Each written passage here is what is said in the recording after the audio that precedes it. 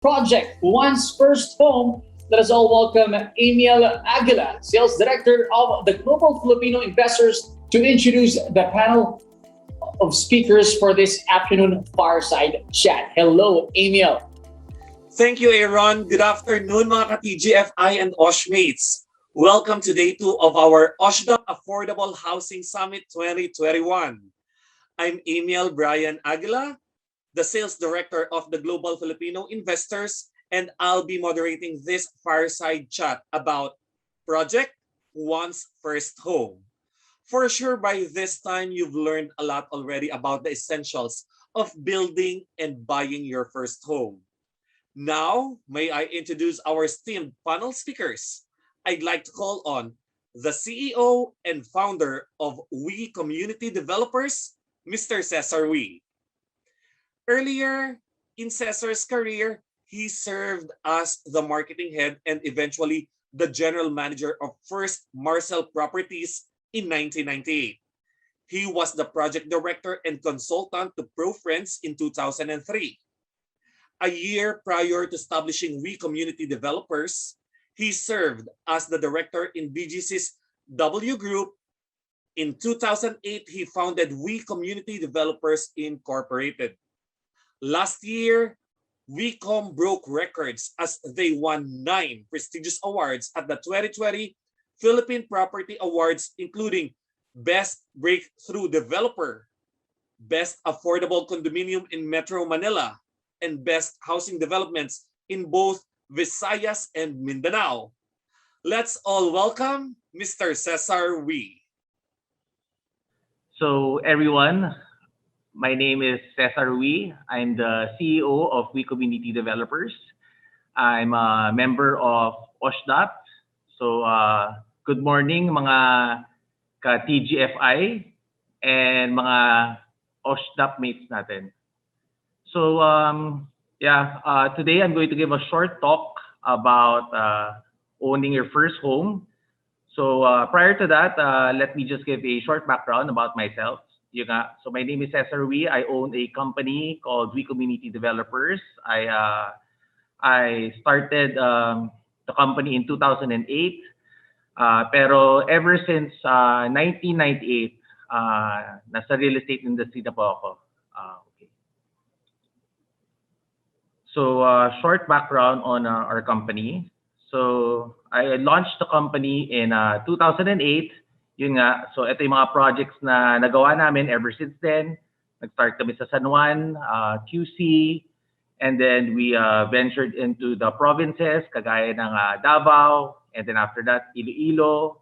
And then just recently, we went to CDO. We also have projects in Mandaluyong and Cainta.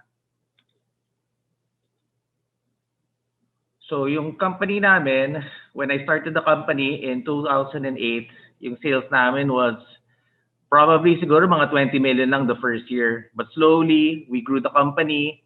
So nag-peak kami noong 2019, pre-pandemic. Ang sales namin nationwide was 5 billion. And then last year, even with the pandemic, we still reached a respectable 3.5 billion. For the past 5 years, ang benta namin is around 18 billion pesos. So here's a few pictures of yung mga projects ko. Here, ito yung mga San Juan ko na projects. Ito yung Quezon City namin na projects. These are the ones, isa sa Fairview, isa naman sa Mandaluyong. Ito naman are the ones sa Cainta namin, and yung gitna is sa Iloilo. More of our provincial projects. Ito nasa Davao, yung Diamond Heights namin. Emerald Estates naman sa Iloilo. And launching soon ang Intalio Estates namin sa CDO. All house and lot projects. This is the same sa Cainta namin. Iloilo and CDO. San Juan. Last year, noong 2020, yung company namin, We Community Developers, won 9 awards sa Philippine Property Awards. So 9 awards, including yung Best Breakthrough Developer at yung may special recognition kami for yung community service and sustainable construction, which yung sobra kaming proud. Another award na medyo proud kami is yung Best Affordable Condo Development in Metro Manila, which is yung Harbor Park Residences namin. Yung Diamond Heights namin sa Mindanao, in Davao, also won yung Best Housing Development in Mindanao. And our Emerald Estates, which is a housing project also in Iloilo, won the Best Development for Visayas. So that's our Emerald Estate. So let me go to yung talk ko ngayon.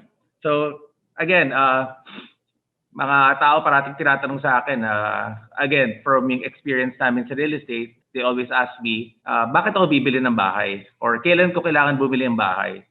So ang sagot ko parate sa mga friends ko, tsaka sa mga taong tatanong ay simple lang naman. Huwag kang bibili ng bahay. To be honest, ang bahay, liability yan. When I say liability, hindi siya pag binili mo, wala kang gagastusin. Pag bumili kang bahay, definitely may gastos yan. Hindi lang yung sa pagbili mo ng bahay. One is, nagbabayad ka ng association dues, definitely. Pangalawa, may mga taxes yan. Pangatlo, pag may-ari ka na ng bahay, maraming inaayos dyan. Pagkakatulo, kailangan mo ipinturahan yung mga walls nyo, or pag masira yung gate, medyo gastos talaga siya. So that's why it's called a liability. And number two, when I advise people to rent na lang, is obvious naman mas mura mag-rent kaysa magbayad ka ng bahay or kahit nag-monthly ka sa bahay. Lumalabas kasi yung rent mo is half lang ng binabayad mo kung nag-amortization ka sa bahay na binili mo.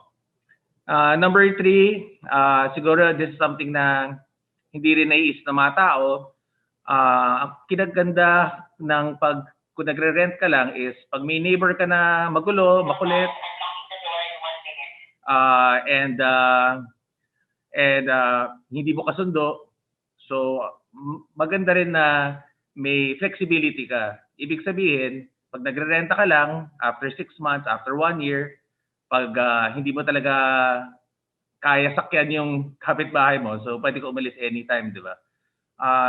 Another thing is, pag yung nagmamanage ng building or nagmamanage ng village nyo ay hindi magaling, pag nagre-renta ka, so pwede ka umalis anytime, so hindi ka tali dyan.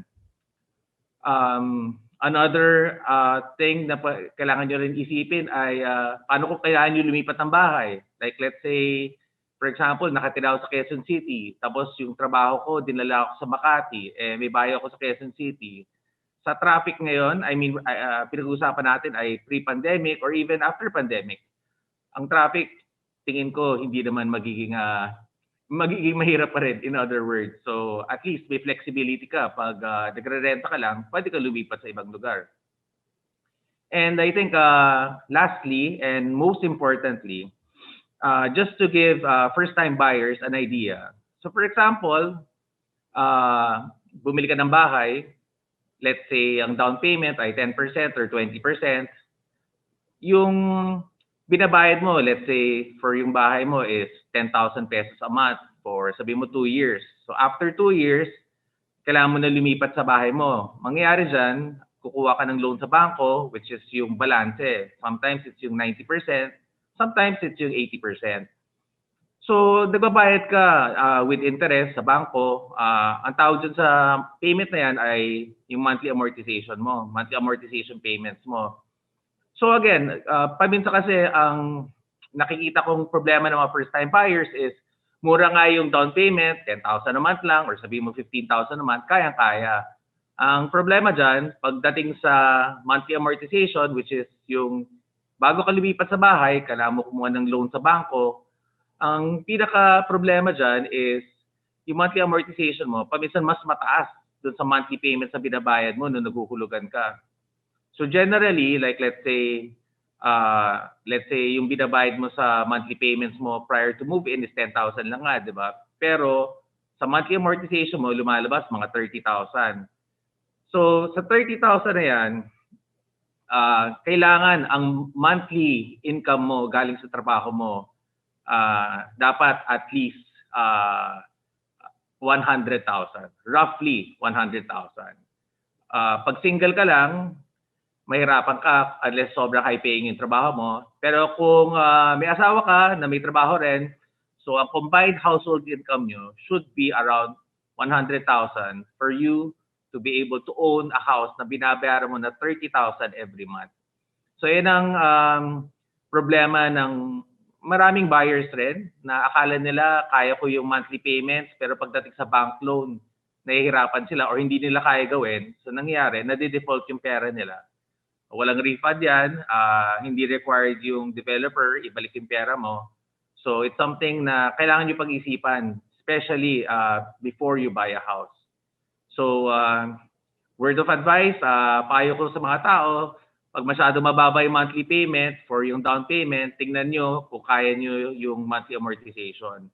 And usually naman, mga developers, may counseling yan. So after nyo nabili yung bahay or magre-reserve pa lang kayo, tinatanong na nila, kakayanan ba ng sweldo mo or sweldo ng household income or may co-borrower ka ba na kayang ibuo itong minimum monthly income, which is exactly 3 times of yung monthly amortization mo. Okay? So next.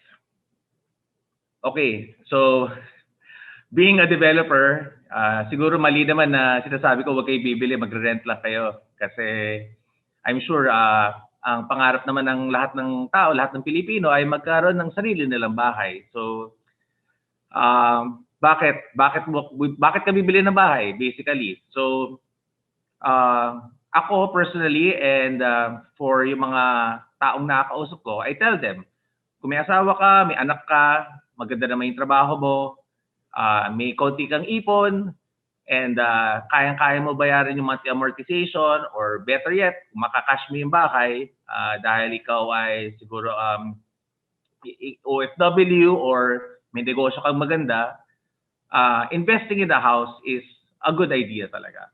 Given those scenarios, okay? Number one, iniisip ko, for me personally, pag bukas, mamatay ako, paano na yung pamilya ko? Saan sila titira? Kung nagre-rent lang ako, di ba? Kung ako yung breadwinner ng pamilya, ako yung nagtatrabaho para sa pamilya ko, syempre, ito yung assurance na pag bumili ako ng bahay, kahit pa paano, kung may nangyaring masama sa akin, ligtas ang pamilya ko. May uwian sila. Kung kailangan nila ibenta yung bahay, pwede rin. For me kasi, ang real estate ay one of the better investments na pwede natin gawin. Maraming forms of investment. One is probably kung alam niyo yung stock market, pwede kayo bumili ng stocks. Ang problema lang sa stock market, though this is a popular way to invest money, wala tayong control. Pag tumaas yung stock, kikita ka. Pag bumaba, wala kang magawa. Sa bahay, I think it's different. Pag bumili ka ng bahay as an investment, tinitirahan mo, number one, it's good kasi tangible, nagagamit mo siya. Nakikita mo kung saan napunta yung pera mo, di ba? Number two, kung gusto mo ibenta yung bahay, pwede rin. May pwede kang gawin. Pwede mong pagandahin yung bahay mo. Ang tinatawag namin dyan is to add value. So, pwede mo gandahan yung gate mo, pwede ka magdagdag ng mas maraming kwarto, pagandahin mo yung garden mo, pagandahin mo yung finishes or kahit yung furniture sa loob ng bahay mo. So nangyari, nagiging mas saleable siya. At pag gusto mo ibenta yung bahay, nabibenta mo siyang mas mahal. And ang real estate kasi usually, and I'm not saying this na parating nangyayari, but usually when you buy real estate, tumataas siya. Hindi siya gaano kabilis tumaas, depende sa location, pero kahit pa paano, it's a stable investment. And bihirang-bihira bumaba siya. Unless nga yung area na binili nyo ay hindi maganda or hindi na manage mabuti ng property management. So dito tayo sa secret number 2. So hindi ko usually sineshare itong secret na to, kaya ka-secret siya. But as a developer, ito yung mga dapat yung malaman kung buyer kayo. So kailan kayo dapat bumili ng bahay? So number one, ito medyo obvious to pag pre-selling. The earlier sa pre-sell makabili kayo ng bahay, the better. Bakit ko sinasabi yan? Number one, may mga promo ang developer kagaya namin. pag nagbukas kami ng inventory, unang grupo ng mga bahay na inopen namin, sigurado yan, may discount yan. At least, may discount mga 10,000, 5,000, 20,000. Paminsan nagbibigay pa kami ng living room showcase, kitchen showcase. So, the earlier you buy, the better during pre-sale. Number 2, when not to buy.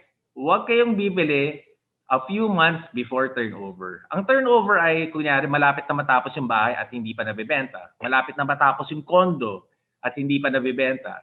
Kasi usually, sa pre-sale, yan ang pinakamurang presyo. But dahan-dahan, pag nabibenta yung inventaryo ng developer, umaakit yung presyo, inaakit namin yan dahan-dahan eh. Inaakit namin ng 2%, 5%, 10%, depende sa lakas ng benta. So sa start, okay. Pag nakakabili ka, closer to sa start, bumili ka. Pero, pag malapit na matapos yung building or malapit na matapos yung bahay, tapos hindi pa nabibenta yung mga inventaryo, yan ang pinakamataas na, kumbaga, pre-nice increase namin. Huwag kayo bibili dyan. Bumili kayo pagkatapos na ng turnover. Kasi pag tapos na yung turnover at hindi pa namin nabibenta yung units, kadalasan, hindi ko sinasabi lahat ng developer, kadalasan, pinababa namin yung presyo.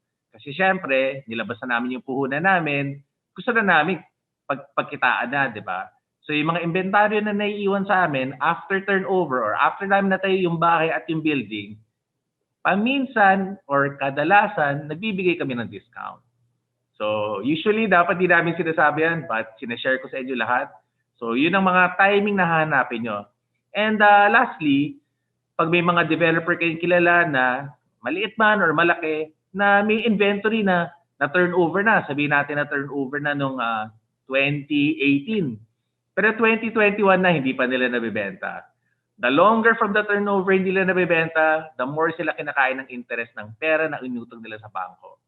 So yan ang best time sila lapitan, kausapin sila, na sabihin, o sige, bibiling ko na to. Yan ang best time mag-negotiate. Kasi syempre, para sa aming mga developer, pag nabenta namin, pera na at makakagawa na kami ng bagong development. So pag-isipan nyo yan, and these are tips that a developer won't normally share, pero sinashare ko sa inyo today. So, kanino kayo bibili ng bahay? Walang isang sagot dyan eh. But, subukan ko ibigyan kayo ng tips rin dyan. Number 1, for example, naghahanap kayo ng bahay sa, let's say, sa Cavite. The best way to go about it is, yung syempre, kakaus kayo ng broker. Pero ang importante gawin dyan ay mag-canvas kayo. Mag-ikot-ikot kayo sa mga iba-ibang developments around the area, magtanong-tanong kayo sa mga presyo, at ilista nyo. Lagay nyo magkano yung presyo ng bahay, magkano yung monthly payments, magkano yung monthly amortization. Compare nyo. So that's one. Canvassing is your friend. Dapat ginagawa nyo yan because this is a big investment. Bahay nyo yan. This is your first house. So make sure you do your research. Number 2, usually pag bigger developers, yung negotiation, pag-negotiate sa kanila, mas mahirap dahil maraming levels tinadaanan yan eh. At may process na sila to compute kung nag-negotiate ka. Depende yan kung malaki yung down payment, many factors eh. Kung yung bahay na binili mo ay nasa lugar sa subdivision na mas hindi ganun kaganda. So, if you're going to negotiate, it's not better necessarily but easier to negotiate with sometimes a smaller developer na pwede nyo kausapin, tapos papa-approve ng broker sa may-ari kung papayag siya dun sa presyo na gusto nyo. And yun nga, pag-usapan na natin sa previous slide pero ulitin ko. Paano mag-negotiate? Paano makipagtawaran sa developer? Ang tip number 1 dyan, kung may savings ka, may marami kang pera sa bangko, or may pera kang konti sa bangko, the bigger yung down payment, meaning the bigger ilabas yung pera, mas maka-negotiate kayo na ibaba yung presyo ng bahay or ng condo na bibili nyo. Dahil bibilangin ng developer yung cost of money niya eh. So kapag the best case scenario dyan is kapag may cash kayo and kaya nyo bayaran 100% full, bakit hindi? So makakatipid kayo pag ginawa nyo yan. Number 2, hindi naman lahat ng tao may ganung karaming cash, di ba? So paminsan nakatipid ka lang or paminsan may natipid ka ng pera, may savings ka. The second suggestion is magbigay ka ng balloon payment. So down payment ka ng malaki or mag-down payment ka na tama lang, tapos sabihin mo sa developer, o sige, pagdating ng December, magbibigay ako doble. Pagdating ng June next year, pag nakuha ko yung mid-year bonus ko, magbibigay rin ako doble. So ang tawag dyan ay balloon payments or spot payments. So ang ano dyan, kailangan nyo i-suggest sa broker nyo na ipa-approve sa developer. Magbibigay ako ng spot payments during itong buwan na to kasi magkakaroon ako ng pera. So sometimes yung mga developers, pag ganun ginawa nyo, nagbibigay sila ng discount. Number 3, so for mga mga buyers na bumibili sa mga developers, so hanapin nyo yung mga bahay na worth mga 3.3 million, 3.4 million at tawaran nyo. Magbigay kayo ng down payment or mas malaking balloon payment and tawaran nyo na bumaba siya ng less than 3.2 million. To be specific, I think it's 3.195 million. Dahil pag ang presyo ng bahay mo ay roughly nasa 3.2 and above, may VAT yan. So ang VAT, may additional 12% binabayad dyan. But pag na-negotiate mo, napababa mo ng 3.195, wala ng VAT yan. So automatic 12% discount. That's a big discount na hindi usually binibigay ng developer, pero by law, yung mga bahay at those ranges, dapat non-VAT. So 12% discount just for that negotiation skill. And if you guys are interested sa mga projects namin, let me just try to go through it para in case interested kayo bumili. I guess dito na magtatapos yung talk ko. It's short and I hope marami kayong natutunan today. But for all of my friends and buyers and clients, parang kasi sinasabi, if this is your first house, pinaghirapan nyo itong pera, nagtrabaho kayo for this, enjoy nyo yung process. Enjoy nyo yung naghahanap kayo ng bahay around sa lugar na gusto nyo. Isama nyo yung asawa nyo, isama nyo yung mga anak nyo, tingnan nyo yung mga bahay, gawin nyo tong masayang experience for the whole family. So, with yung mga tips na binigay ko sa inyo today, hopefully you will find your first house. To be honest, it's not that hard. There are a lot of good developments here in the Philippines, anywhere in the Philippines. There are good developments, there are good developers, and many of them are part of the OSHDP. So if you want to inquire, I'm sure there's a way to inquire here to OSHDP. And good luck sa inyo lahat. Enjoy the process, and I'm telling you this in advance. Congratulations sa bago niyong bahay, and thank you very much. Mabuhay kayo lahat. Thank you, Sir Cesar. So, let's claim it. Congratulations to our new house. O ayan mga ka-TGFI and OSH mates. Few secrets na natutunan natin from Sir Cesar. And of course, when to buy and how to negotiate. Okay? Thank you so much, Mr. Wee, for that engaging talk. Another panel speaker that will be joining us today is none other than Mr. John Aguilar, host of CNN Philippines, The Final Pitch. Aside from his hosting and producing stint in CNN Philippines, he is also the president and founder of Street Park Productions, an independent television production company and producer of Philippine Realty TV, a country's first and only real estate and construction TV show, now on its 19th season. He's also the Chief Exponential Officer and founder of Dragon's Nest, a Philippines-based venture builder that will be building the ASEAN region's next exponential startups. In 2009, he made Philippine television history as he built his first house in real time on television via a reality series called Project First Home, sharing with the viewers the step-by-step process of building a house from the ground up. He has since built numerous concept homes, from the ecologically sustainable Project Green Home, the flood adaptive and disaster resilient Project Smart Homes, and the tech-enabled Project Smart Home 2.0. He authored his first book in 2014 entitled Project First Home, Everything You Need to Know to build your house from scratch. John is a seasoned business and motivational speaker and has given talks on his experiences as an entrepreneur, TV producer, home builder, and innovation thinker. He hosts the Methods to Greatness podcast, where he interviews Asia's world-class performers, CEOs, and icons. Let's all hear from Mr. John Aguilar. Maraming salamat, Amiel, for inviting me here dito sa OSHDP Affordable Housing Summit. It's great to be here. Sana may matutunan kayo dito sa aking talk for today, because I'm going to be sharing with you my experiences as a home builder and also as an entrepreneur who has been doing or building different concept homes for the past year. So first of all, I would like to introduce my TV show, Philippine Realty TV. Sinimula namin to last 2008. So ngayon we're on our 19th season already. And it's a TV show that features different developers, and it also features us building different concept homes through the years. So through the years, marami na kami naging mga partner sa industriya, marami na kami naging katrabaho, and Philippine Realty TV is known as the source of information for anything related to real estate and construction dito sa Pilipinas. And I'd like to share with you today a building series that we've been doing on the show. So what we do is we've been building different homes through the years, and it all started back in 2009 with Project First Home. So there was this one time I was talking to my mother, kausap ko siya one time, nakatira pa ako sa kanila noon, time na yon. Buhay pa yung nanay ko.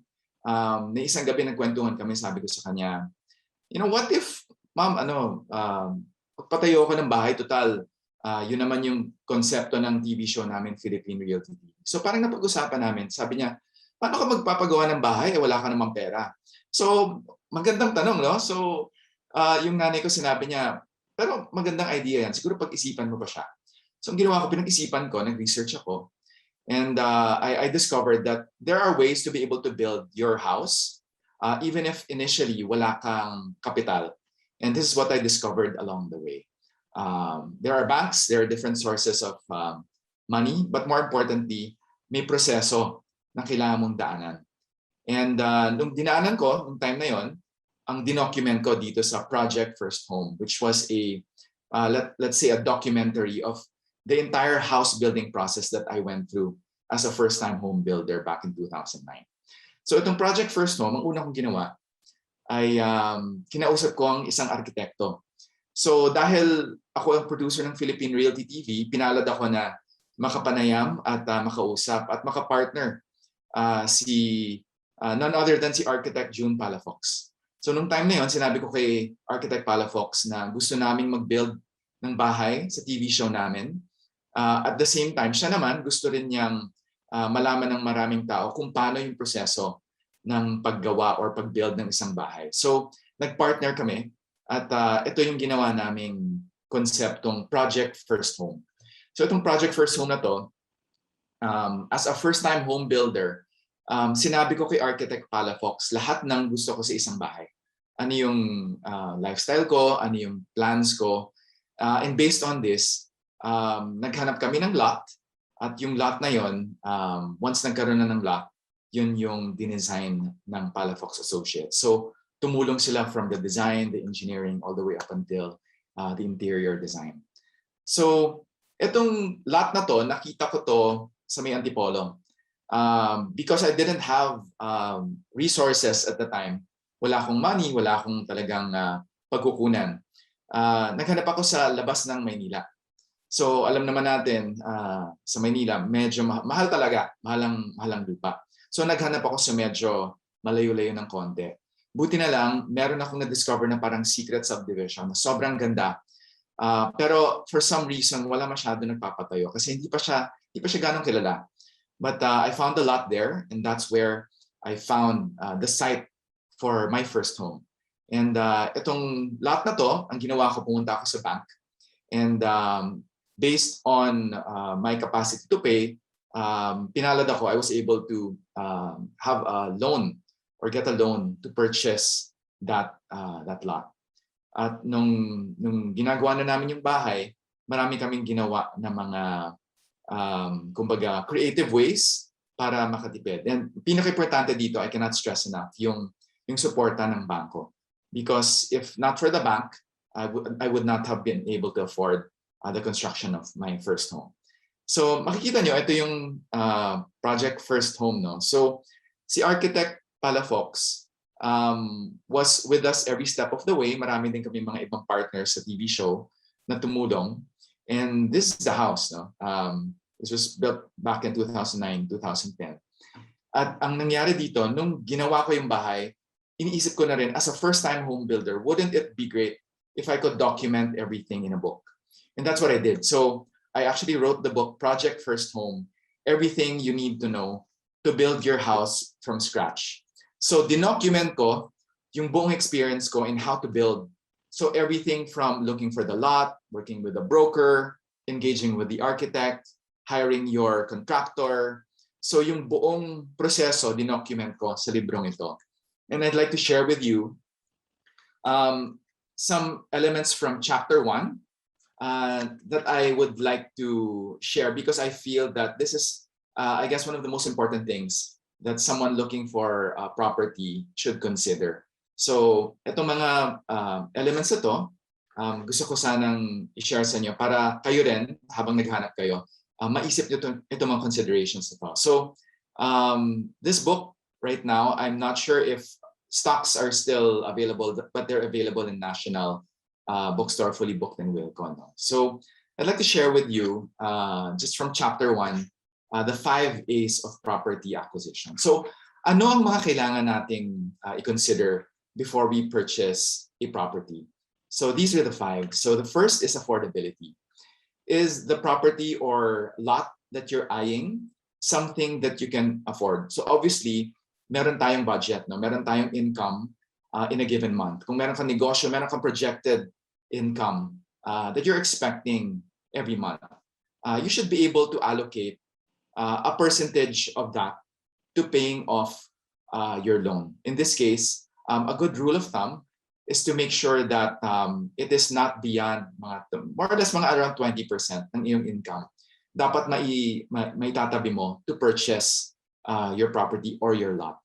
And ideally, kung magbe-build ka, tapos inuna mo yung lot, in about 4 or 5 years, dapat mafo-fully pay mo na yung lot para come 5th year, pwede ka na magsimulang mag-build ng iyong bahay. So yung affordability definitely is something that you should consider because obviously you will not purchase a lot or property or house that you cannot personally afford. Otherwise, alam natin na mangyayari, maririmatayan ng bank. And that's it. So affordability, number 1. Availability, number 2. When you purchase a property, ang pinaka-mura or pinaka-cost-effective definitely is something that is pre-selling. Ang mga developers, pag nagde-develop sila ng subdivision or ng condominium, definitely pag pre-selling, mas mura or mas magandang deal na makukuha mo. Availability means kailan mo ba kailangan ang property? Kailangan mag-move in.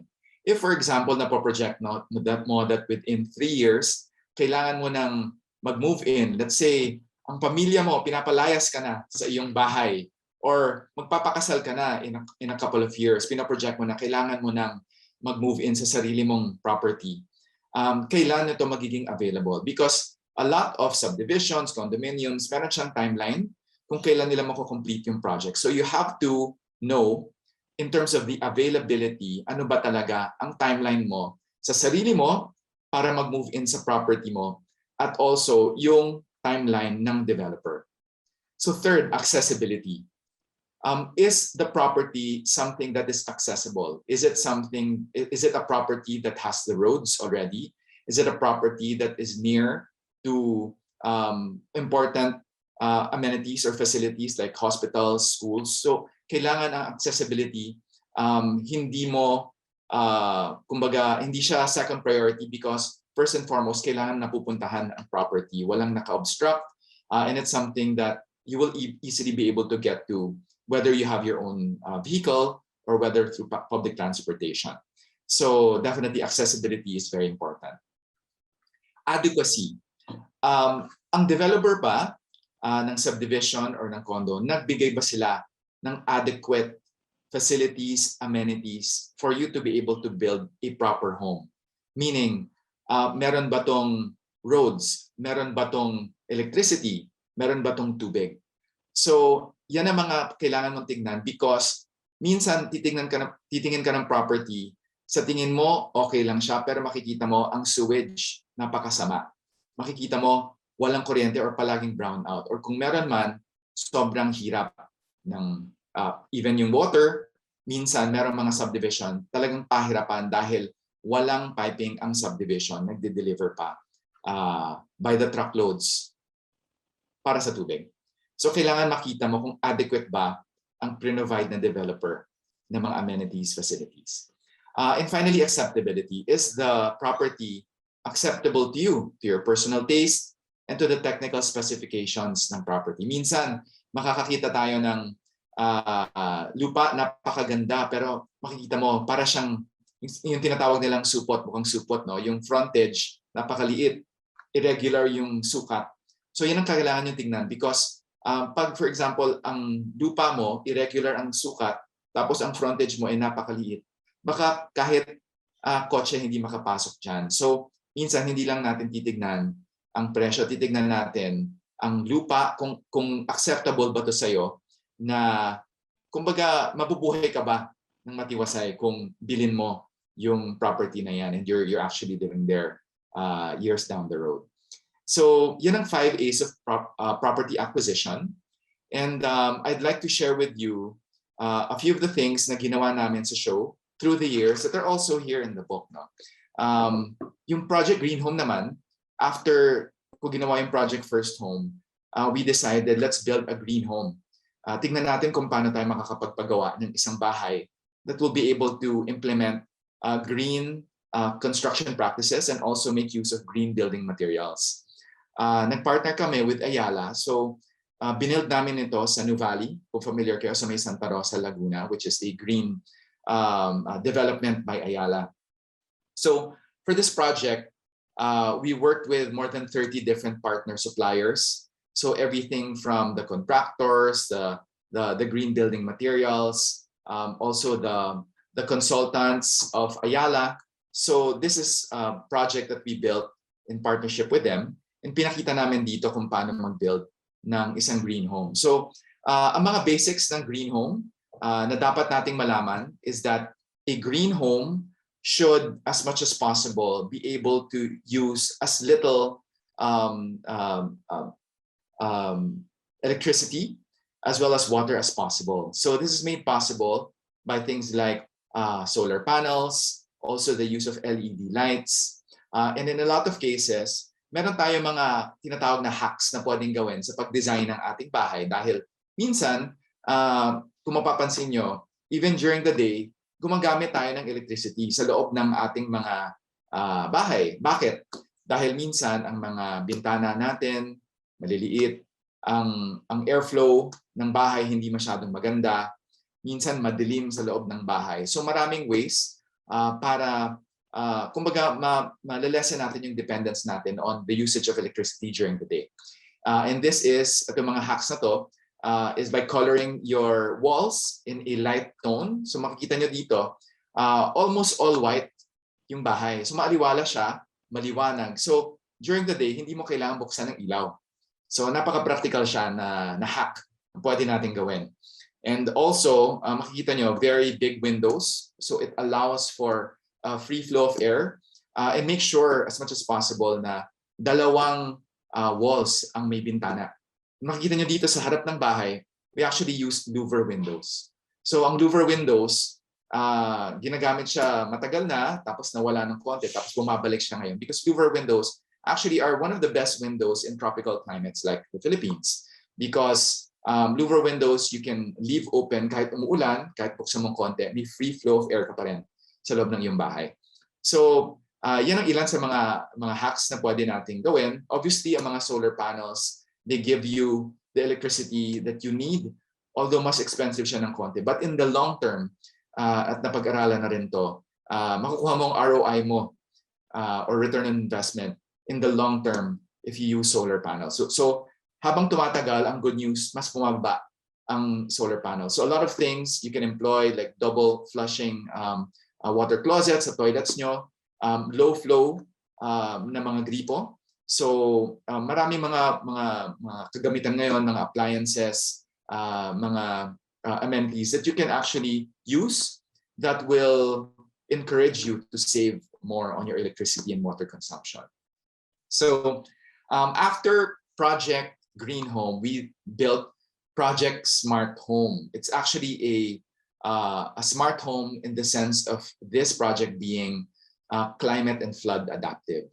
So ang inspiration nitong smart home na to, I'm sure natatandaan nyo ang Undoy. So sa Marikina, nung Undoy, ang daming nasalanta, ang daming namatay na tao, ang daming in particular mga bungalows na submerge under floodwater. So ang mga tao napunta sa mga bubong nila. And this smart homes that we built, actually townhouse complex siya sa Marikina, made possible for us to design a home that would be able to withstand flooding. So in this case, we actually built a couple of things or inventions. So two of the unique features of this project is that we have a floatable carport or floating garage. So ang mangyayari dito, in theory, kung masalanta ng baha itong townhouse, meron kaming floatable carport that will allow your car to float. So lulutang yung sasakyan mo.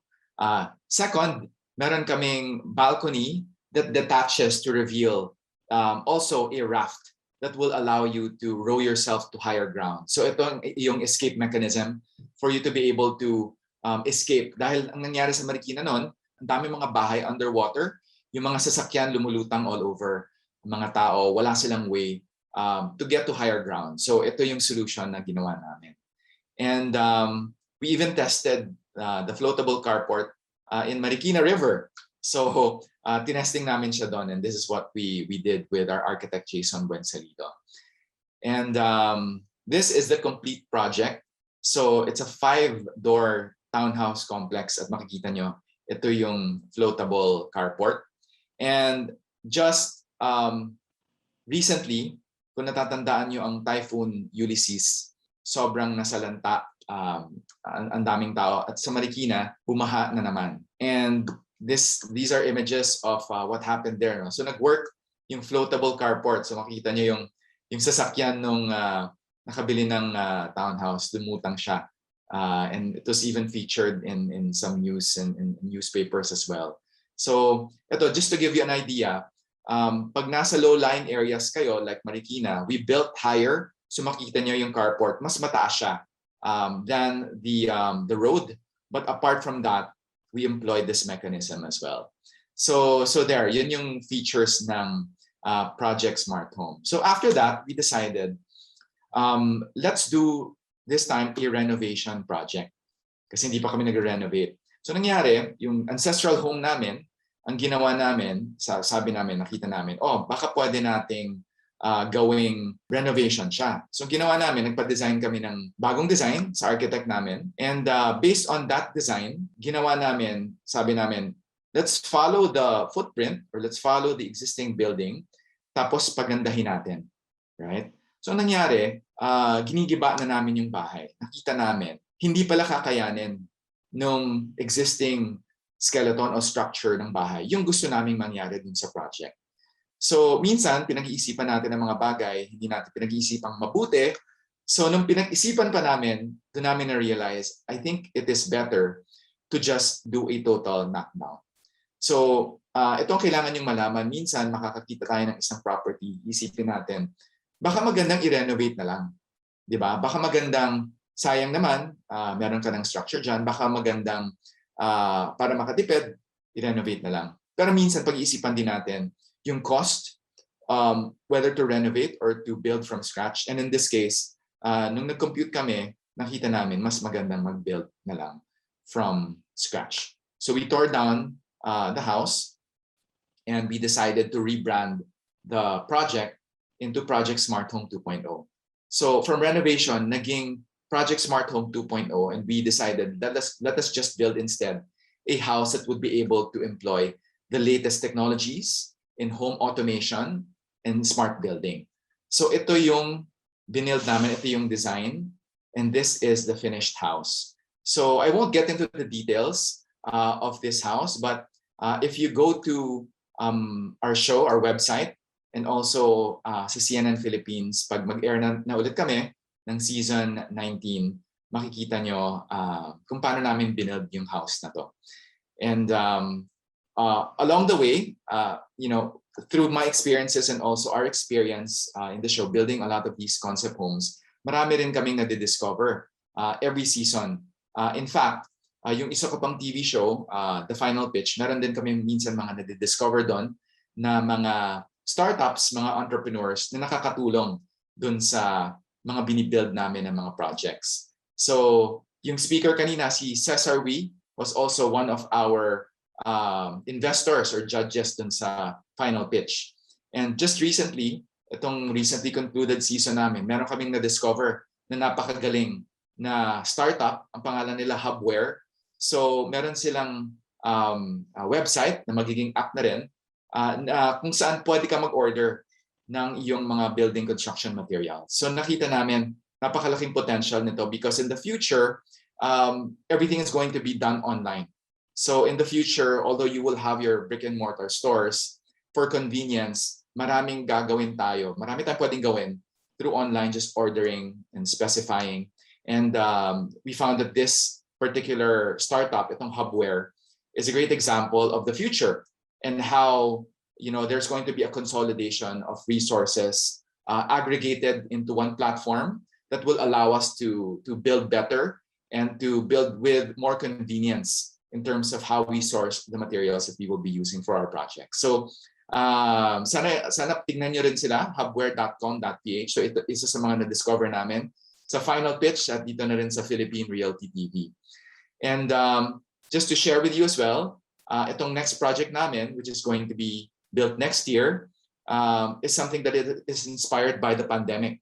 So marami sa ating mga kababayan na nakatira sa Metro Manila, na-discover nila na dahil sa work from home scenario na meron tayo ngayon, it's actually feasible for us to live outside of Metro Manila. And this is also why a lot of us are considering moving further because the further away from the city center you are, the more affordable ang mga properties. At the same time, it allows us the convenience of fresh air, di ba? Mas magandang community, hindi masyadong siksik, unlike in Metro Manila. So itong Project Second Home, itong project na to, will be built namin by next year, will feature a lot of the thought that has gone into building houses outside of the metro.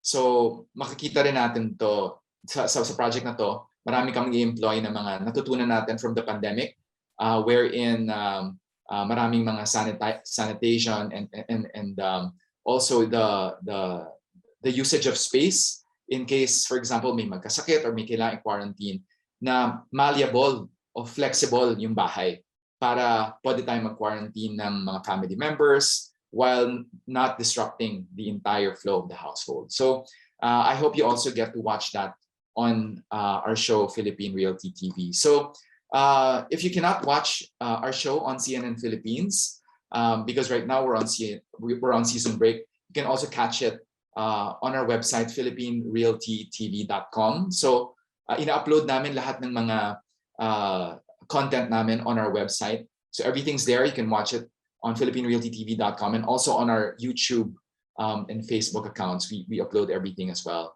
And we also have a new podcast called Realty TV Podcast, which is an extension of Philippine Realty TV. So I hope you get to catch our platforms. One thing that we guarantee is that you will learn a lot in terms of real estate, of construction. If you're looking to build, purchase, or renovate, or design your homes, this is the show to watch, and we make it a show that really you will learn a lot from. So with that, I hope you were able to pick up a thing or two. I know that a lot of you are looking to purchase, to build your first homes. I wish you luck, and I hope that when you do build it, keep in mind that ang bahay natin, beyond the physical structure, is really what makes it whole is what is inside. It's our family. So always build with your family in mind. Always build with your children or your parents in mind, because here in the Philippines, very close tayo as families. And the most important thing is to be able to build a home wherein you can grow old together in that home. And that's something that Show cannot teach you. That is something that we all go through, but it's something that I hope that everyone bears in mind when we build our own homes. It's more than anything a home that will allow us to live our lives to the fullest. And with that, maraming salamat, and looking forward to the Q&A. Thank you, Mr. John Aguilar. Okay, mga ka-TGFI and OSHmates, ang dami na naman nating natutunan from Sir John himself. Remember the 5 A's of property acquisition: affordability, availability, accessibility, adequacy, and acceptability. And sobrang napaka-interesting ng tinanong ng mom niya talaga, 'di ba? Nung sinabi niya na magpapatayo siya ng bahay, bakit ka magpapatayo ng bahay? Wala ka namang pera. Which is tanong ng karamihan sa atin. But anyway, I'd like to welcome again our panelists, Mr. Cesar and Mr. John Aguilar, to answer the questions of our audience. Magandang umaga again, Sir Cesar and Sir John. By the way, Sir Cesar, kanina pala nabanggit nyo na sa real estate industry, meron tayong mantra na we always greet everyone, whatever time of the day it is, na lagi dapat good morning. What's with the mantra, sir? Yeah, in real estate, especially in sales, we never say good evening or good afternoon. It's always good morning. It's always a new day. It's always a day for new sales, a day for hope. So we never start with good evening or good afternoon. It's always good morning. Kahit anong oras, kahit saan, it's always good morning. Kahit hindi ka gumigising talaga ng umaga, no, Cesar? That's why hindi mo na kailangan malaman anong oras what time of the day, John. Lahat good morning para madaling matandaan. Okay, hindi ka natitingin when you're greeting someone, no, hindi ka natitingin sa relo mo.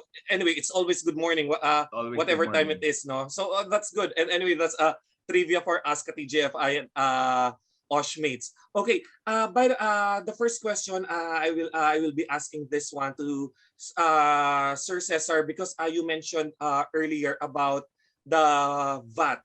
Sir, about avoiding the VAT, so we need to negotiate to around 3.195 million.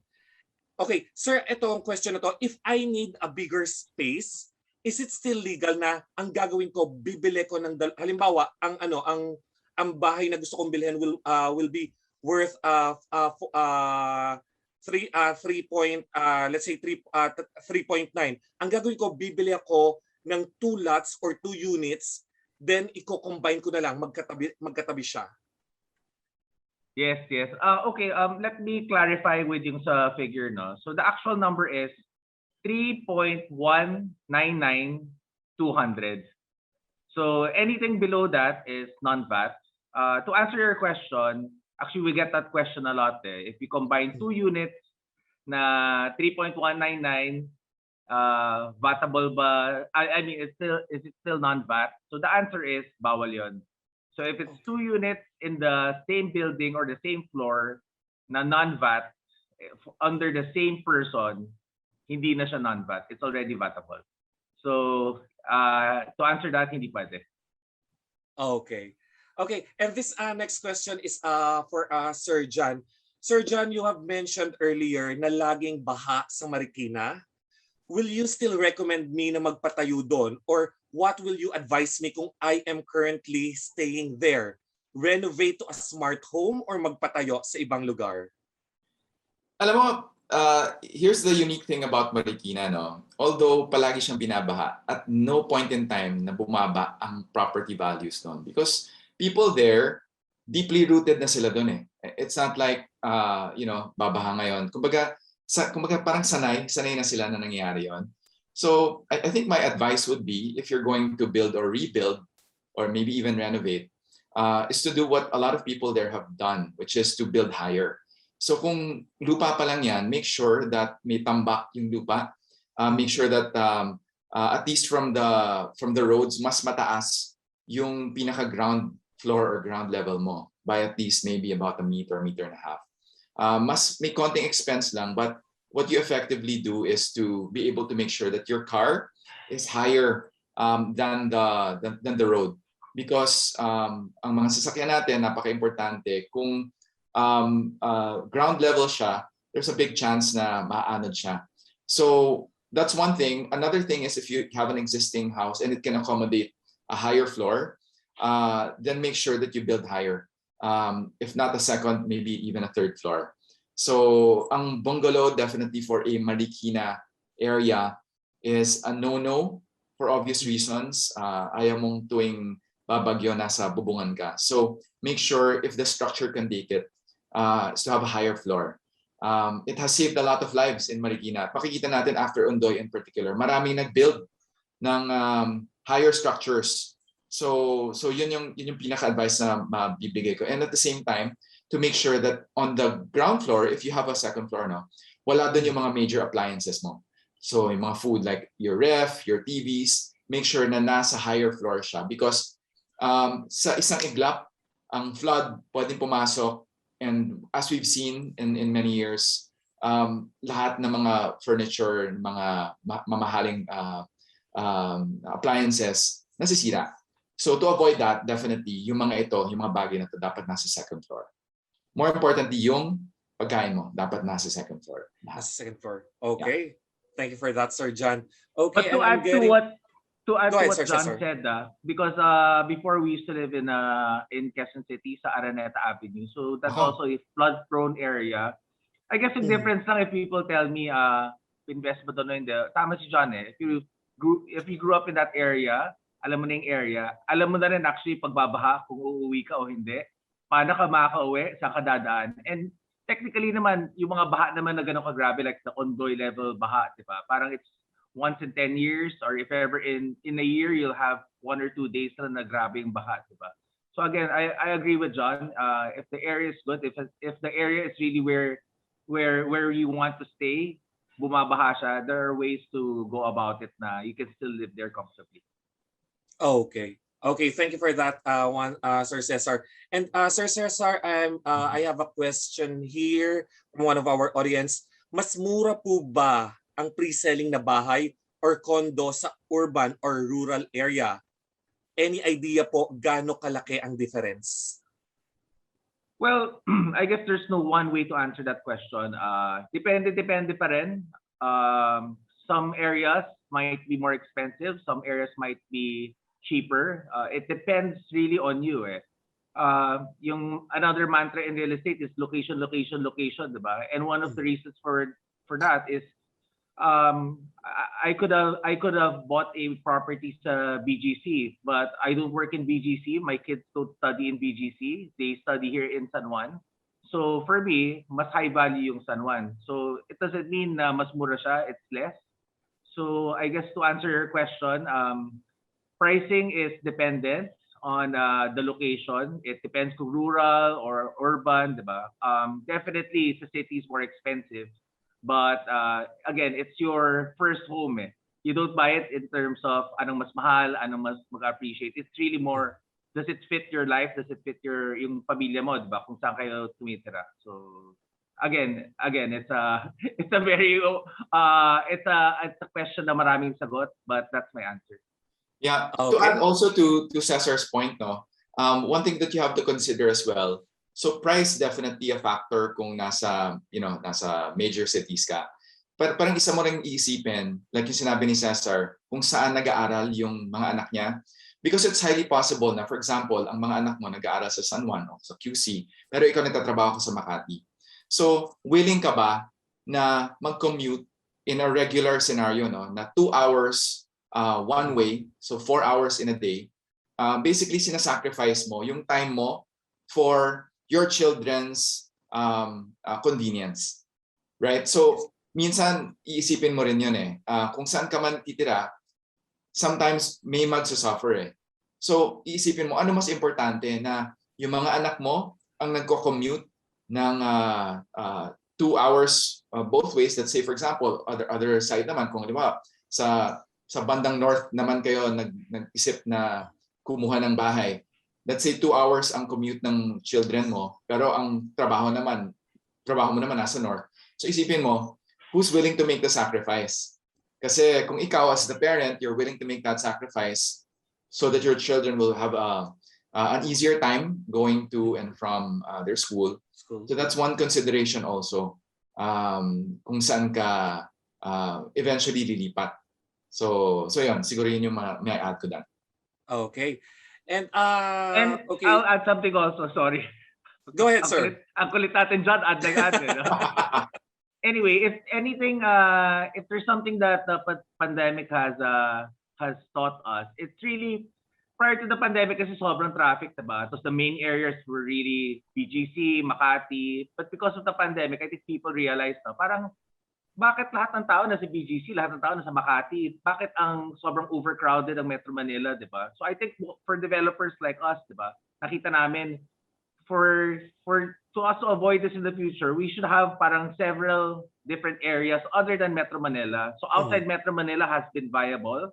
Pero nga, again, it's all about infrastructure. Better roads, siguro may mga malls ka, you have city centers there. So better yun. So in a way, what I'm trying to say is, hindi natin gagawin na isang central lang ang Philippines. The more cities that are self-sufficient outside Metro Manila, that's better for us moving forward. So if people want to buy, it's not always the best investment to buy in yung central areas. You can go outside Metro Manila, maraming okay properties siya. Okay. And any one of you can answer this question. Okay. Do I still need to consult an architect even if I'm purchasing an already built house? Maybe Sir John can answer first. Sige. So in my book, that's one of the first thing I discussed. No. So one thing you're considering when you're working with a developer who's already built a house is that ginawa na nila, binild na nila yung house. And in a lot of cases, because of the sheer number of units that they build, so nakaka-save sila sa design, di ba, sa trabaho. So yun yung binibili mo doon yung hindi mo naiisipin, yung convenience na meron ka ng design. The thing is, not a lot also want the same design, yung sinasabi nilang cookie cutter. So yung iba, preferred nila to be able to design a house suited to their needs, their lifestyle. That's why they engage an architect. But usually, if your price or your budget is higher, you can have this, I guess, luxury, Pero if you're more on, let's say, on a budget for your first home, I think it would make sense to work with a developer who already has a design. And in a lot of cases, makakapili ka pa, right? Makakapili ka pa ng design mo. Because minsan, I guess yung method of engaging with an architect, hanap ka pa ng contractor mo, minsan maloloko ka pa. So, yun din ang iniiwasan natin minsan na kung gagawin mo on your own, especially if you're building your first home, medyo yung sakit ng ulo na yun, mas maganda na rin minsan. Binibigay na lang natin doon sa experts who are, or what I have to stress, dapat talaga reputable. Kasi minsan, meron din mga fly-by-night na developers na kailangan nating iwasan kasi hindi mo alam kung matatapos na talaga yung project. So very important, if you're going to work with a developer, make sure na na-research mo na sila, nakita mo na yung mga finished projects nila. Because doon pa lang, makikita mo na marami ba nagko-complain doon sa mga ginawa nila in the past? Or masaya ba yung mga tao or yung community na nag-exist sa mga established na communities na binuild nila in the past. So, yun yung advantage din. Kasi kung may developer kang kausap na reputable, maganda yung naging track record, then mas kampante ka that the unit or the house that you will move into is something that will meet your expectations. Okay. Thank you for the endorsement, John. Ako ba in-endorse mo, John? Parang ako yun. Ako yung developer na yan. Not necessarily, pero sa nakita kong project mo, papasa na, Cesar, kasi ang gaganda at ang gagaling ng mga project nyo eh. So, at natapos nyo naman, so I think isa na kayo dun sa mga masasabi nating reputable na developers. Thank you, John. Well, anyway, to answer Sir that Cesar, question, additional endorsement from Sir John. Yun nga. Okay na ako. I mean, I can go na kasi in-endorse na ni John. But anyway, para sagutin yung question, feeling ko if you're buying a house or a condo, an architect might be an overkill. Siguro kung lote lang binili mo, pwede kang kumuha ng architect, obviously, di ba? Kailangan mo ng plans. If not, you cannot get a contractor to do it. But if you're getting a condo or a house, if you really want to get someone to help you, an interior designer, ang mas tama na tao kukunin mo rather than yung architect. But again, ako personally, I don't get architects if I'm going to purchase a house and then do something with the house. Interior designer lang okay. Okay, and then I have another question here. As a first-time home buyer, what are the different interest rate programs available to me? And is a 20% down payment always required? Maybe Sir Cesar can answer this. Okay, so for first-time buyers, if you're going to buy a property from a developer, the financing options you have are, ang pinaka okay talaga dyan is Pag-ibig. Yung Pag-ibig Fund, it's a housing fund that everyone that works, nagko-contribute tayo lahat dyan, di ba? So interest rates ng Pag-ibig are very low, but may bracketing siya eh. So if it's 2 million and below, 1 million and below, mas mababa pa yung interest rates. Rates can be as low, yung terms of payment mo can be as long as 30 years. So that's the best bet you have if you're getting a loan. Secondly would be to get a bank loan. Yung bank loan nga, requirement mo is 20%. For Pag-ibig, it's not 20%, it's even lower than that. But ang problem mo with Pag-ibig, it's only for 2 million and down na mga properties. So higher than that, you'd rather get a bank loan. Medyo competitive na kasi siya at the 20 million and up range. But at the 20% down payment, that's the requirement of the bank. Sometimes it's 30%, sometimes it's 20%. Some developers offer yung 10%, but it's not always approved by the bank. So safe is 20%. Okay. So mga ka-TGFI and OSHmates, are you doing your computations now? Okay, I have another question here. Maybe Sir John can answer this. Mahilig po akong manood ng shows about tiny house sa ibang bansa. What's your opinion about tiny house? Sir John? Okay. Opinion ko about tiny houses, definitely we should have more tiny houses here in the Philippines. Lalo na ngayon, sa urban setting, ang dami ngayong napaka-konti na lang available lots dito. Sa labas, medyo madami-dami pa. Pero pag nasa city center ka, like for example, isa-site ko Tokyo, di ba? Sobrang konti lang ng land. That's why they are making or building smaller and smaller homes. In fact, na-experience ko when I went to Tokyo once, alam niyo yung capsule hotel? So, narinig niyo ba yung capsule hotel? So, para siyang kabaong, literally, na siguro mga 1 by 1 by maybe 2 or 3 meters. Doon ka matutulog for the night. Yun na yung hotel mo. So, may TV kang maliit, meron kang kama, and that's it. Although wala pa naman tayo sa ganun, but here in Metro Manila, meron ka na rin makikita mga konting ganun na malapit sa hotel na mga ganung klaseng accommodations. Now, the practical house right now, kung hindi ka informal settler, no? Kasi syempre, kung informal settler ka, parang normal na sa yun. Pero kung magpapatayo ka ng bahay mo, it's always good to be able to consider to work with or to maximize yung lot area mo. So, kung maliit lang ang allocation mo for the lot at nasa isang area ka na may restrictions dun sa height, make sure that you're able to maximize it. And alam mo naman tayo mga Pilipino, sanay tayo to live with our in-laws. So, it's always a good thing to be able to share your space, lalo na kung nagsa-start ka pa lang. Kung meron kang pangarap na bumukod, then that's a different story. But it always makes sense at the beginning if you're a big family to be able to share the expenses with the family. In the future, if you feel like you need to move to your own separate space, ang mga tiny homes presents a great way for you to be able to start. To begin with, ang lot mas maliit.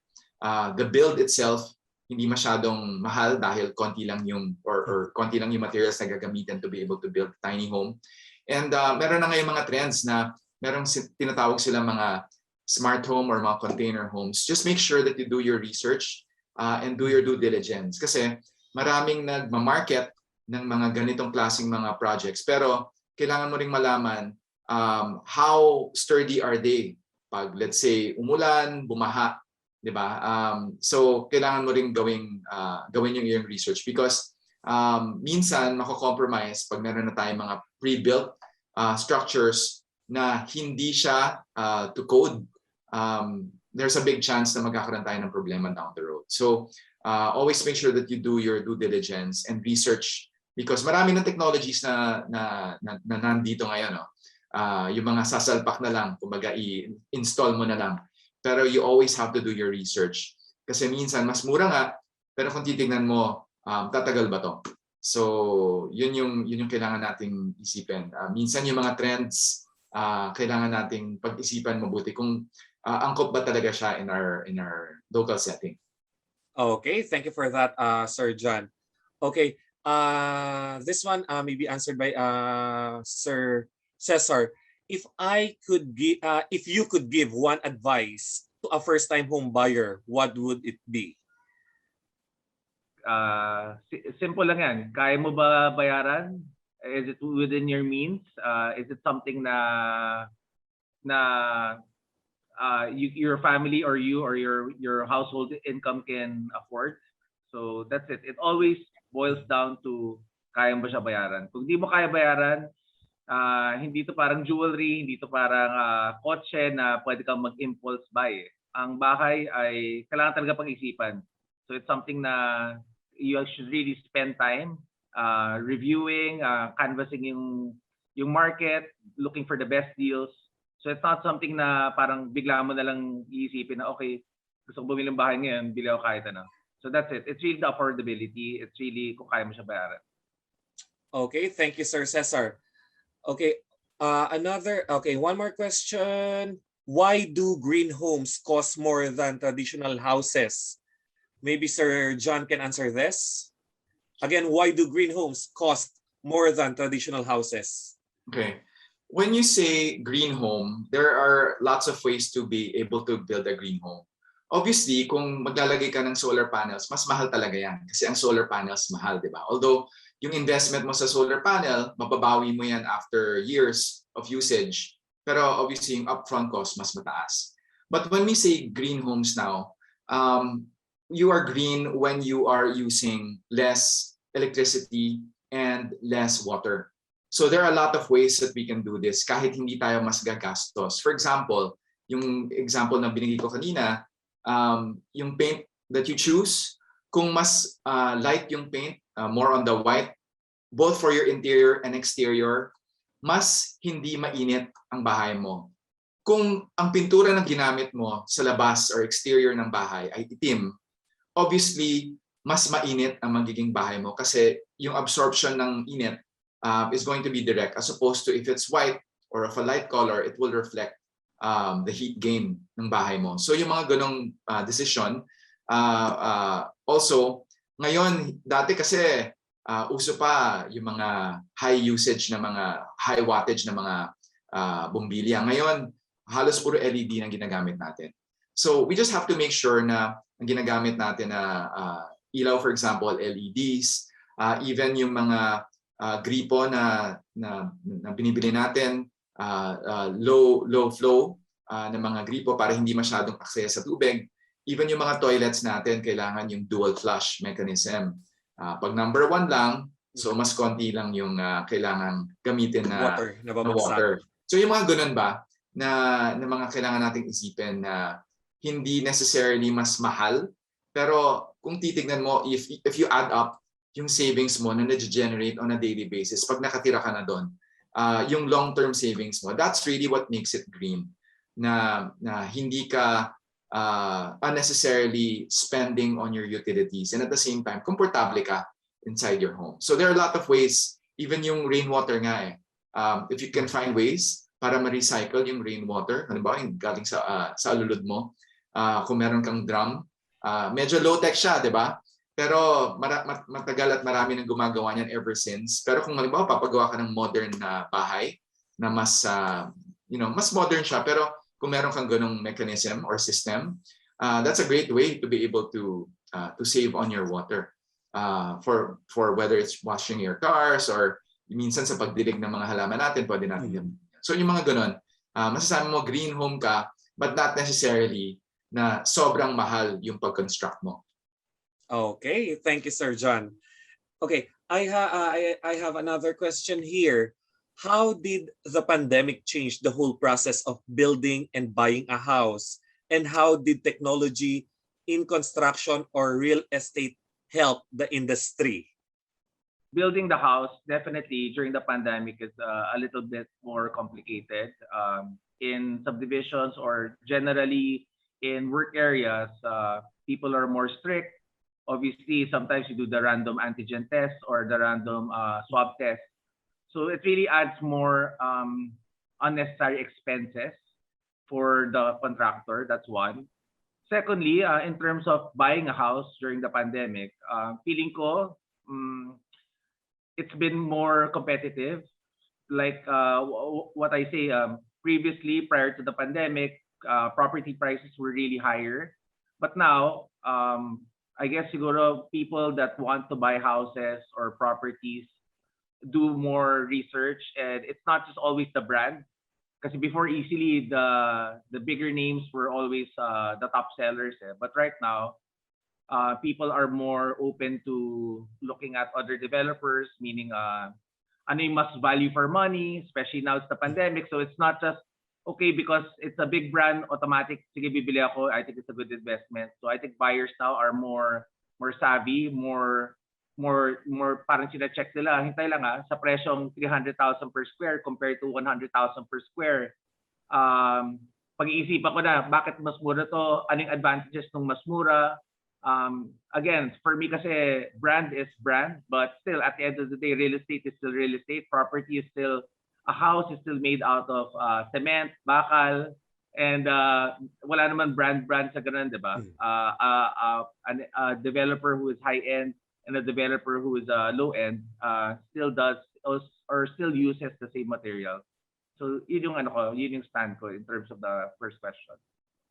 Okay. Yeah, okay. For me naman, I think definitely the viability of purchasing outside of Metro Manila, all the more because of the pandemic, is here. Before, people wouldn't even consider na, di ba, if I work in Makati, dapat nakatira talaga ako sa condo sa Makati kasi malapit ako, yung traffic and all that. But now, because of technology, I can actually work from home. Or kung magre-report man ako sa trabaho ko, baka once a week na lang.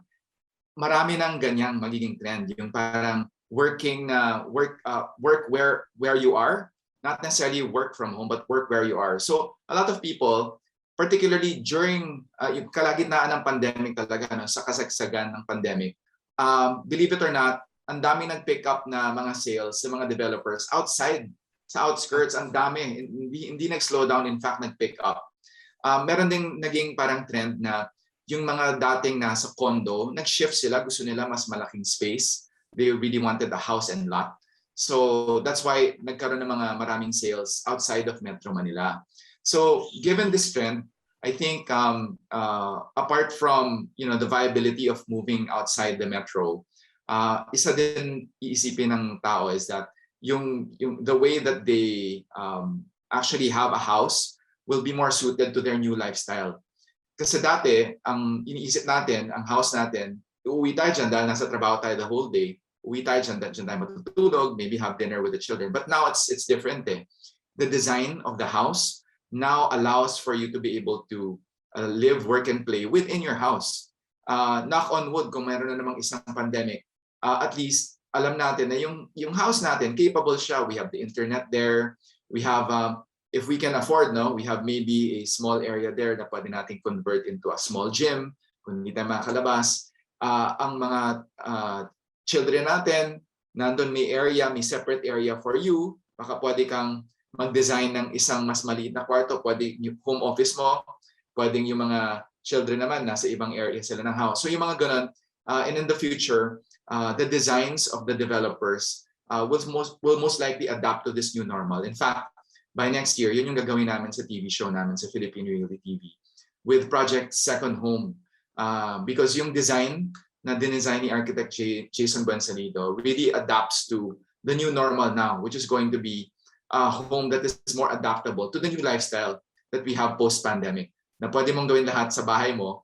And if you consider na magtatrabaho ka even from your house, it's something that you can do. So sana mapanood yung series na yun. Interesting din yun kasi pati ako, although may design na yung bahay, I'm sure marami pa kami matututunan in terms of how we'll be able to adapt the new design into a new project that probably people can consider. So yeah. Okay, and speaking of which, right Can I after add to our that? Sorry. Go ahead, sir. Cesar. Go ahead.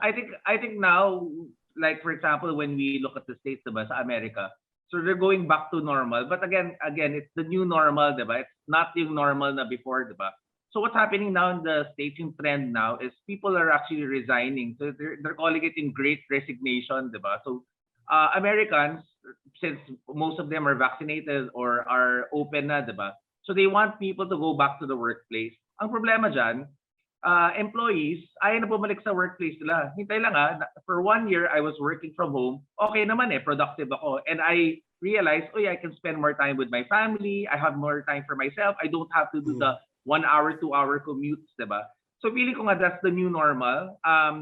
Siguro employers who insist na, hey, I want my employees to go to work here in the Philippines, I feeling ko will have a hard time keeping those employees and making them happy. Kasi to be honest, pwede ka naman talaga magtrabaho sa bahay, which we've proven in 1 year, diba? So that's something that people have to adjust to. But again, tama nga si John na working from home is really part of the future. Going to offices, if hindi kailangan or if you have to go to the office once or twice a week lang, will probably be the new normal for most companies. Okay.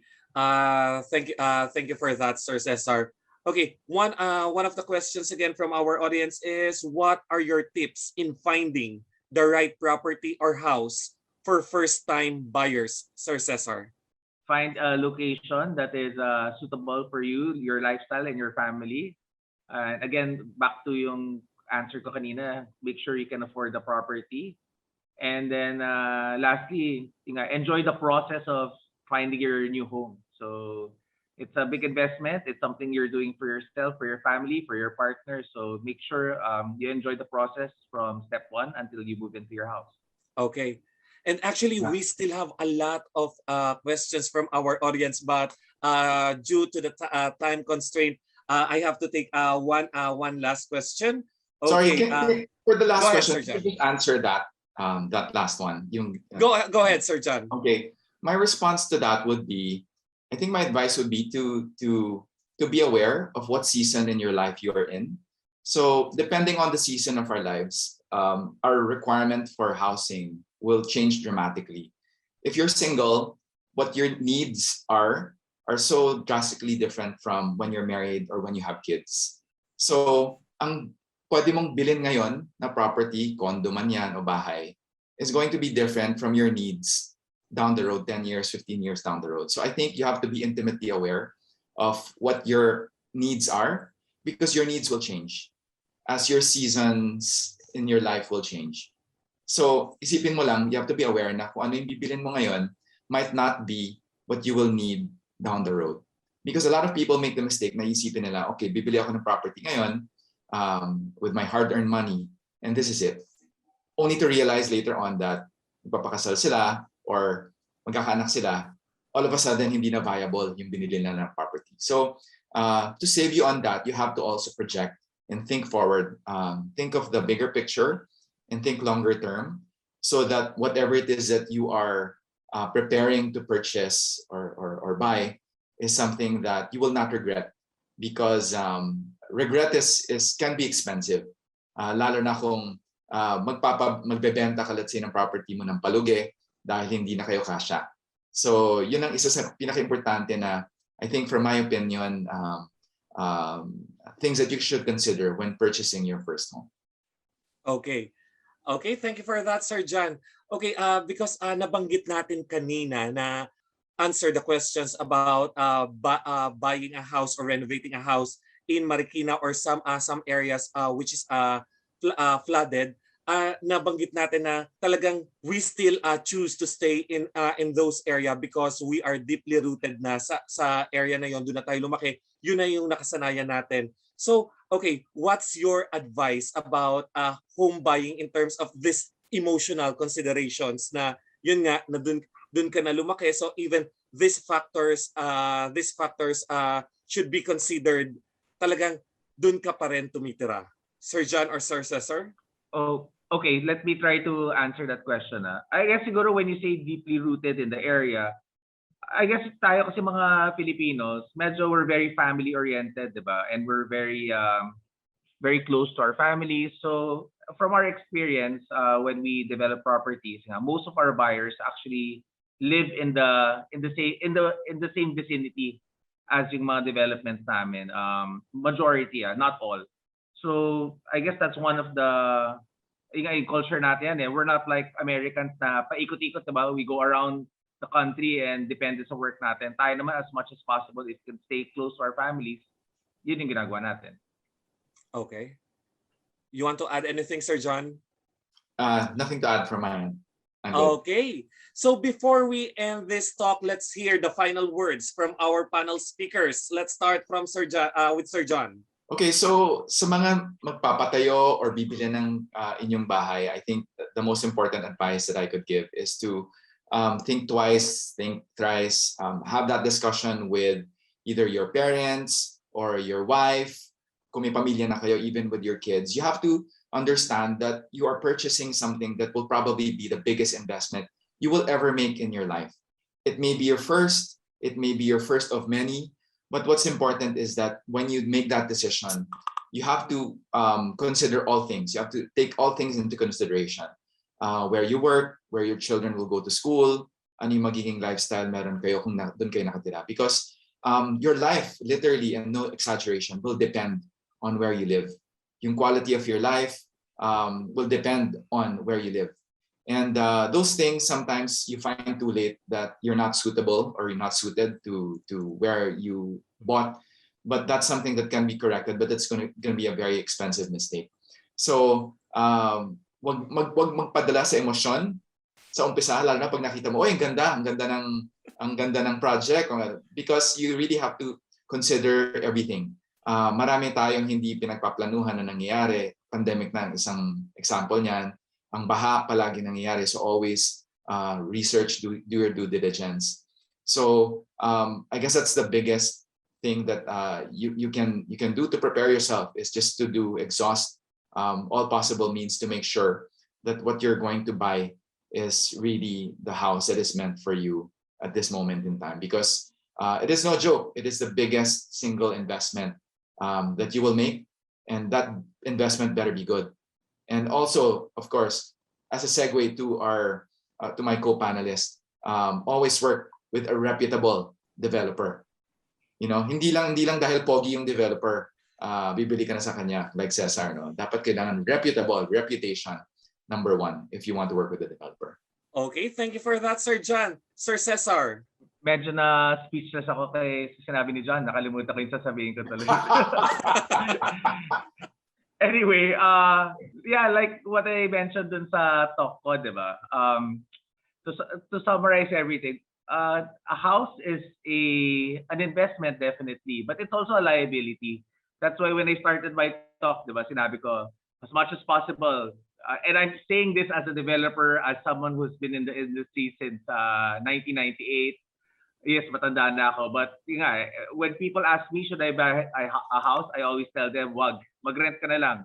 Kasi with rental, you still have flexibility. Let's say, hindi mo gusto yung lugar, hindi mo gusto mga neighbors mo, you can move out anytime you want, or you can move out after 6 months or 1 year, diba? But again, if you have the money, and tama si John, it depends on the timing of your life. If you have a wife, you have kids already, and then eto na, set na. I have 3 kids. I have 1 wife, hopefully 1 wife only. Alam mo na ito na yung buhay na gusto ko So I need 3 bedrooms, ganun. So it all matches na in terms of the timing and in terms of the money that you have.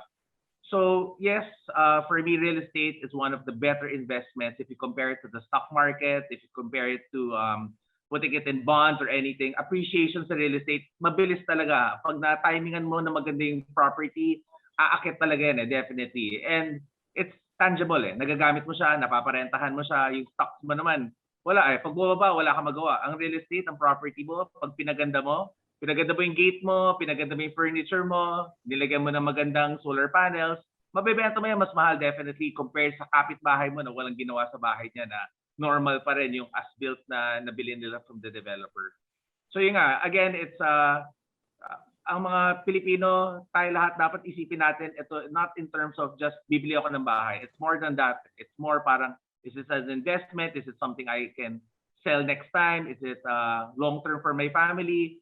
Pag again, like na-mention ni John kanina, I want to add an extra room, kaya ko ba? So these are things na kailangan pag-isipan talaga So same as what John mentioned, it's a very big decision for you, for your family, and you should really take time to study it. But again, it's a big decision like getting married or having kids. Enjoy nyo na rin yung process of doing it. Sayang naman na ginagawa mo and it's a stressful process for you. It shouldn't be stressful. It should be something you enjoy. It should be something that you talk with your partner, with your kids about, diba? And eventually, I'm sure and I'm definite na you'll find the perfect house for you. Okay, so yon mga ka-TGFI and OSHmates. It's a very big decision but it should be enjoyable. And that concludes our fireside chat. Again, I'd like to thank our panel speakers, Mr. Cesar and Mr. John Aguilar. I hope you all learned a lot about the things to know in building and investing in your first home. Good afternoon, everyone.